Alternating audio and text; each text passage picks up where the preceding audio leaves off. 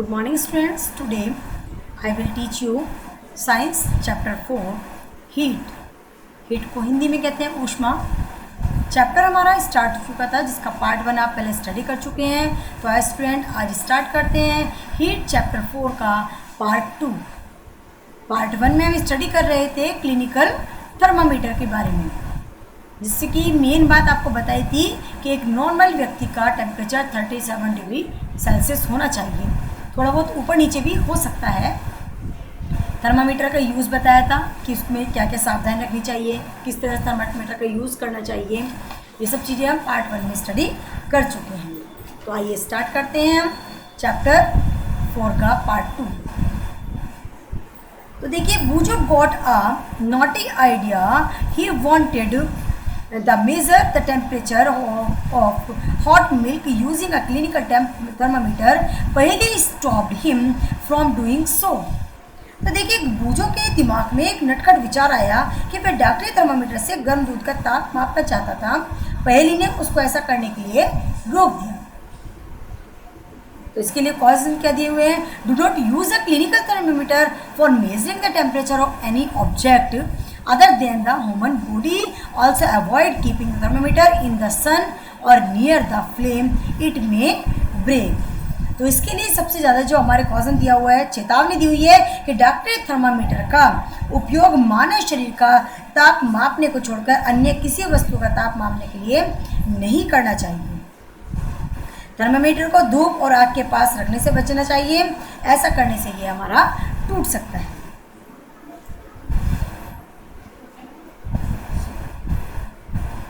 डॉक्टरी थर्मामीटर को केवल मानव शरीर का ताप मापने के लिए ही रखा जाता है.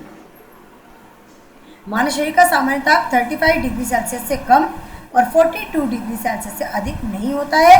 यही कारण है कि इस थर्मामीटर का परिसर 35 डिग्री सेल्सियस से 42 डिग्री सेल्सियस तक ही होता है.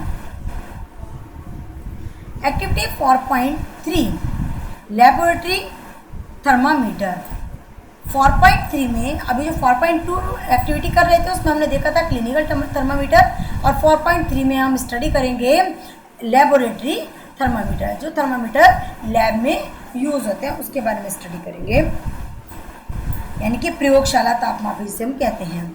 How do we measure the temperature of other object for the purpose? There are other thermometers. One such thermometer is known as the laboratory thermometer. The teacher will show you this thermometer.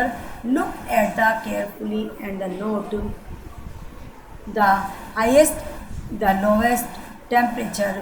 It can measure the range of thermometer is generally from 10 degree Celsius to 110 degree Celsius. Also, as you did in the case of the clinical thermometer, find out how much a small division on this thermometer reads. You would need this information to read in thermometer correctly. तो देखिए, जो प्रयोगशाली तापमापी होता है, हमारा thermometer होता है, इसका use हमें कैसे करना है? 10 डिग्री सेल्सियस से ये 110 डिग्री सेल्सियस तक होता है. आपने डॉक्टरी थर्मामीटर में देखा कि इसका यूज़ किया था, इससे कि ठीक उसी प्रकार से तापमापी भी किसी सबसे छोटे भाग द्वारा दर्शाए जाने वाले ताप का मान ज्ञात करते हैं. तापमापी द्वारा दर्शाए गए ताप को ठीक ठीक पढ़ने के लिए आपको ताप के इस मान की आवश्यकता भी होती है.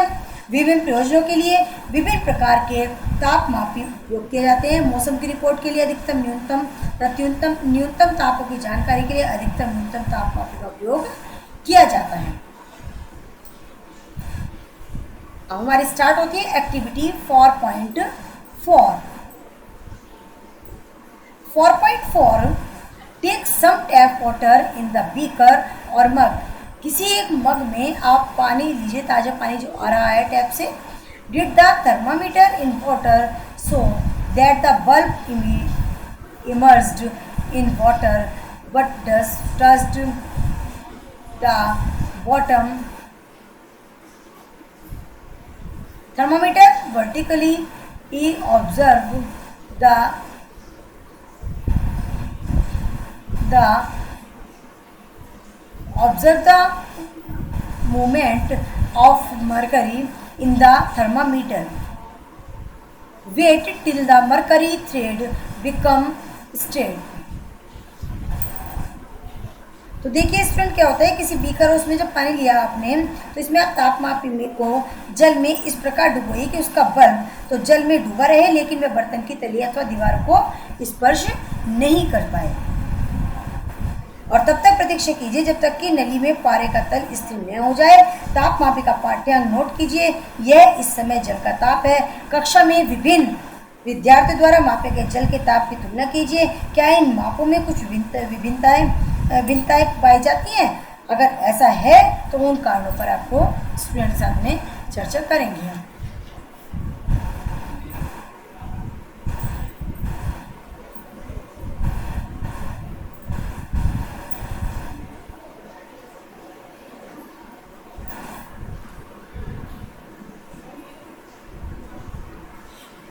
In addition, the precaution to be taken while reading a clinical thermometer, the laboratory thermometer.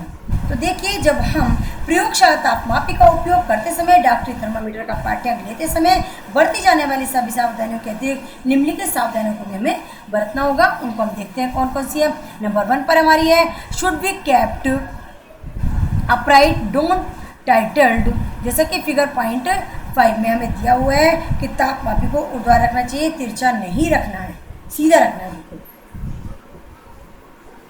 Number 2 है हमारा bulb should be surrounded from all sides by the substance of which the temperature is to be measured. The bulb should not touch the surface of the content. तो तापमापी का bulb चारों ओर से उस पदार्थ से घिरा होना चाहिए जिसका ताप मापना है। बल्ब बर्तन की दीवारों से नहीं छूना चाहिए। अब बूझो के दिमाग में फिर से एक आइडिया आता है। Boojho now understand why clinical thermometer cannot be used to measure high temperature but still wondered whether a laboratory thermometer can be used to measure his body temperature। भूजा के दिमाग में एक विचार आया कि उच्च तापों को मापने के लिए डॉक्टरी थर्मामीटर का उपयोग क्यों नहीं करना चाहिए, लेकिन वह अब भी उलझन में है कि क्या प्रयोगशाला तापमापी उसके द्वारा उसके शरीर का ताप मापा जा सकता है।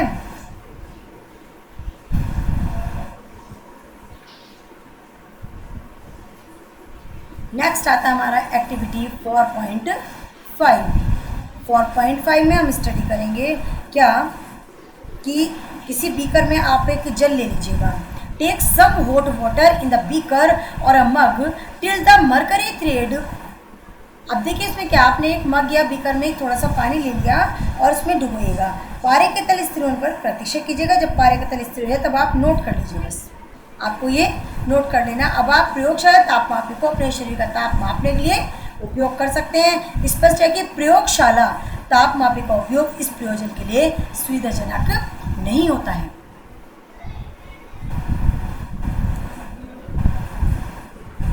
You may recall that while taking your own temperature, you have to take the thermometer out of your mouth to note the reading. Can you then use the laboratory thermometer to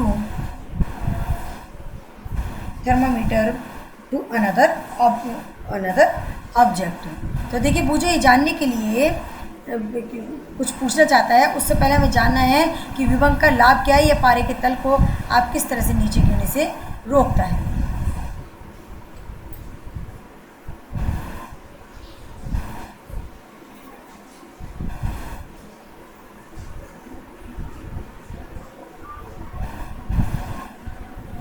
Obviously, it is not convenient to use the laboratory thermometer for the purpose. ये तो पता ही चल गया है कि भाई laboratory thermometer को हम इस तरह से यूज़ नहीं कर सकते हैं। Why does the mercury not fall और rise in a clinical thermometer? Again, do you see the kink near the bulb? What is the use of kink? It prevent mercury level from falling on its own. तो देखिए जैसे ही डॉक्टरी thermometer को मुंह से बाहर निकाल लेने पर पारे का तल नीचे या ऊपर क्यों नहीं जाता है। किसी डॉक्टरी थर्मामीटर का फिर से परीक्षण कीजिएगा। आप बल्ब के पास कोई भंग टिकिंग देखते हैं, जैसा कि आप चित्र 4.6 में हमारे देख रहे हैं। There is a lot of concern over the use of mercury in thermometer. Mercury is takes